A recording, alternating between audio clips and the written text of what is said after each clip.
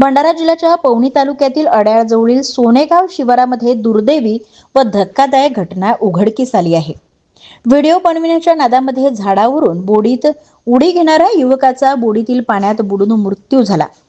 तीर्थराज धनपाल बारसागडे वय वर्ष 18 राहणार सोनेगाव असे मृतकाचे नाव आहे।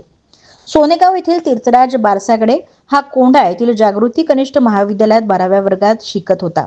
तो गावातील दोघा मित्रांना घेऊन शेतात गेला आणि शेताजवळील बोडीच्या पाळीवर असलेल्या झाडावर चढला।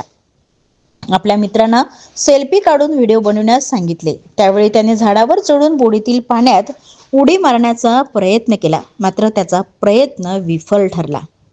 पाण्यात उडी मारताच त्याला पाण्याचा अंदाज आला नसल्याने खोल पाण्यात जाऊन गटांगळ्या खाऊ लागला व त्यातच त्याचा मृत्यू झाला। सोबत असलेल्या त्याच्या मित्रांनी याची माहिती गावकऱ्यांना दिली। पाहता पाहता घटनास्थळी गावकऱ्यांनी मोठी गर्दी केली होती।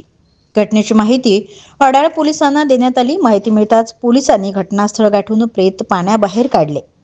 घटनेचा पंचनामा करून प्रेत शवविच्छेदनाकरिता पाठविण्यात आले।